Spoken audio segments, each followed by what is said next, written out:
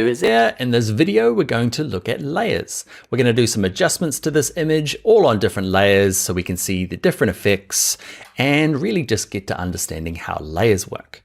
All right, let's get started in this video. Okay, so first thing to do is let's go up to File and let's go to Open. Now, from the files that you've downloaded, okay, open up O1 Layers. Okay, this image comes to us free from Milos Tronchinski. I practiced that. Let's open them up. Thanks, Milos. So the first thing we need to do is make sure you can see a layers panel. Mine's over here. If you can't see it, go to Window and just make sure the tick is on layers. What we might do is see this libraries panel here. We're going to look at him later in the course, but he takes up quite a lot of screen real estate. Now, my screen's quite big. Yours is probably not. When I'm working on my laptop, see these little double chevrons? I always go through and just close this down, okay, just to give yourself a little bit more room. Okay, so down here in my layers panel, I've got one layer. By default, when you're opening up a JPEG, you'll get given the word background and it'll be locked, okay? What we want to do is right click the background, okay, and go to this one that says duplicate layer. We're going to give it a name. We're going to call ours auto tone, okay, and that's the first of the automatic features. We're going to click OK. Now it hasn't changed anything. I've just got two layers sitting on top of each other. Okay, I've got auto tone and auto background. Now with the auto tone layer selected, okay, it's kind of this light gray, or in earlier versions of Photoshop, it's kind of a blue color. So with it selected, let's go up to image and let's go to auto tone. You ready? Stand back and pretty cool, huh? Pretty cool little automatic feature. Now what auto tone's doing is it's looking at the highlights, midtones, and shadows and trying to find kind of a better than the original we had. Okay, so it goes and does that for us. A nice little quick automatic feature. When do I use that? I use that quite a lot when I'm doing maybe images that they're not going to be like the front cover of a magazine or the hero image for a design. It's just, I want a quick fix. Okay, I've taken them on my phone or something and they're not quite perfect. I'm going to go through and use something like auto tone before I say upload them to social media. So over here in my layers panel, the thing to look at is auto tone. Okay, it's a little hard to see. The thumbnails are slightly different. What we can do is turn the eyeball off on this auto tone layer. Just click the eye right in the middle. Okay, and now we can see the layer underneath, which is the background. So the background's still there, he's protected, he's not being wrecked, okay? And I can turn this top one on and off easily to compare the two.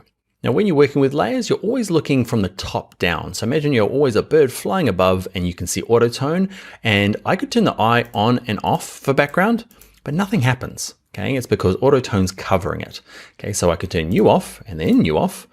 Okay, so that's, I guess what we're doing in this video is getting an understanding of layers. Let's do the next of the automatic features. So let's turn off the eyeball. Okay, so I turned off auto tone. Let's select the background layer and right click it again and go to duplicate layer. Let's look at the other feature. Okay, it's called auto contrast and let's click OK. Then with that layer selected, it should be automatically. Let's go to image and let's go one of the other options. Okay, it's better. Okay, the colors are a bit strange still. So note that we've used auto contrast and it's given us a result. Now let's compare it to auto tone by turning on this auto tone layer. On, off, on, off. Sometimes it can be a little hard in this course to see the differences depending on the video quality that you're kind of receiving. So I can see a really clear difference between, I like auto tone better, like stronger darks. Now don't think auto contrast is just broken or doesn't work. Okay, what you'll find is it depends on the image. Sometimes I open up stuff and auto tone does a horrible job, auto contrast does a great job. So open up your image and basically test all three of these. Okay, figure out which is the best, and then say you've got another 10 images to do, then as long as they're kind of photographed in a similar sort of situation, you can often not have to try all three. Just go to the one that works. So we've got auto tone, which is nice, my favorite, auto contrast and background. So let's turn the two eyes off on this top one. Let's look at the last of those automatic features. Right click background, let's go to duplicate layer, call it auto tone. Nope, we're using auto color, and let's click OK. Let's go up to image and let's just set this one. Pretty good. Okay, it's pretty close to auto tone. Now, if I turn them all on, what I want to do is, I know auto contrast is not that great. So I'm gonna turn it off. And what happens is, if I have this off, remember you're the bird flying on top. If I wanna compare auto tone with color, Okay, I can turn auto tone at the top, and as long as auto contrast is off, if I turn this eyeball off, you'd imagine you're seeing auto color. Turn it back on. You can kind of see I'm toggling between these two here, okay, to see the difference. You have to experiment a little bit and play around, okay? If it makes it a little easier, sometimes like this guy here, you can just select on him and click on the trash can, okay, if he's wrong, okay, keeps the layers a little bit tidier. You can also drag them. Let's say that we want auto contrast on the bottom. So we want it underneath auto color, not underneath background. Okay, he's at the back. So click, hold, and drag auto contrast, and you'll see that, can you see this little blue line appears? Okay, that little blue line, it's a little hard to see, that's where he's gonna go. Okay, I would like you to play around. I'm gonna set you a little task. I would like you to have I want them alpha numeric order. So auto, oh my ABCs, auto colors at the top, then auto contrast, and then auto tone at the bottom. Okay, just to practice dragging them. That's all I want you to do really. And you'll notice that the difference between say auto color and auto contrast on the video, it might be so minutely different, just a slight color change. And then it's up to personal preference. Do you like auto color better or auto tone better? And now you could go through, open up a bunch of images and just run that one automatic feature. All right, so that's a basic introduction to layers, and we looked at some of the cool little automatic features in Photoshop.